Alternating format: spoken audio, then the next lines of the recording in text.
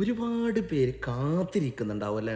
ആരെ മണി ചാലഞ്ചിൽ നമ്മുടെ ഉബൈദ് നമ്മളടുത്തും ചെല്ലണമെന്നറിഞ്ഞിട്ട് ഒരുപാട് പേര് ഉറക്കുമൊഴിഞ്ഞ് കാത്തിരിക്കുന്നുണ്ടാവുന്നില്ല. നിങ്ങൾ കാത്തിരുന്നത് മാത്രമേ ബാക്കിയുണ്ടാവും. പക്ഷേ പടച്ചവൻ ഒരു ഇത് ഏകിയിട്ടുണ്ടെങ്കിൽ അത് നിങ്ങളുടെ അടുത്തേക്ക് എത്തി തന്നെ ചെയ്യും കേട്ടോ. പക്ഷെ ഞാൻ ഏറ്റവും കണ്ട ഒരു വീഡിയോ ഉബൈദിൻ്റെ ഇത്ര വർഷമായിട്ട് ഈ കാണുന്ന വീഡിയോയിൽ ഏറ്റവും ബെസ്റ്റ് നല്ലതും തോന്നിയ ഒരു വീഡിയോ ആണ് ഈ കാണുന്ന വീഡിയോ. പക്ഷേ അതിൽ ഈ പുള്ളിനെ നിങ്ങൾക്ക് മനസ്സിലായിട്ടുണ്ടല്ലോ, ഈ പുള്ളിനെ അറിയാലോ നിങ്ങൾക്ക്.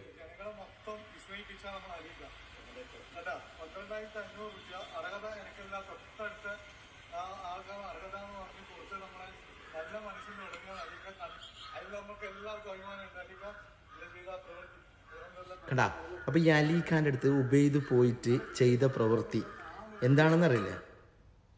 ഉബൈദ് മണി ചാലഞ്ച് അലിഖാൻ അങ്ങോട്ട് പോയിട്ട് പറയുന്നുള്ളത്, ഞാൻ ഒരു യൂട്യൂബർക്ക് ആദ്യമായിട്ട് കൈ കൊടുക്കുന്നത് അത് നിങ്ങൾക്ക് മാത്രം, നീ പൊളിയാണിടോ ഉബൈദ്.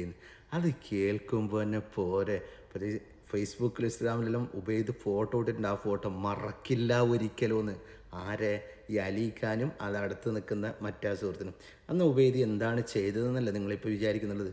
ഒരുപാട് ആൾക്കാർ കണ്ടിട്ടുണ്ടാവും. പക്ഷേ ഈ ഒരു വീഡിയോയിൽ ഏതൊരാളെയും മനസ്സൊന്ന് ഇതാകിപ്പോവും. അങ്ങനെയുള്ളൊരു വീഡിയോ ആണ്. കാണാൻ നമുക്ക് വീഡിയോയിലേക്ക് പോവാം നേരെ ഡയറക്റ്റ്.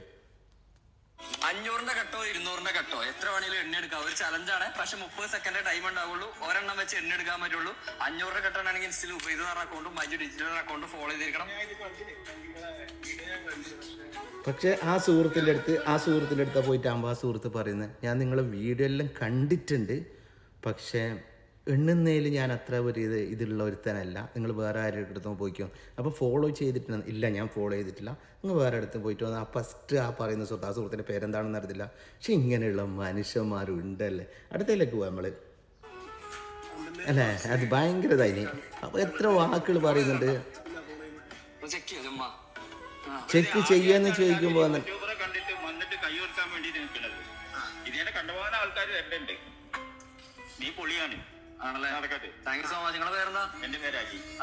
കാരണം ആ വാക്ക് പറയുന്നുണ്ട്, നിങ്ങൾ പൊളിയാണെന്നുള്ള പേരെന്താണ് ചോദിക്കുമ്പോൾ അലിയാണെന്നും പറഞ്ഞിട്ട് വല്ലാതൊരു സംഭവം അല്ലട്ടെ. അതിനുശേഷം നടക്കുന്ന എന്ത് സംഭവം?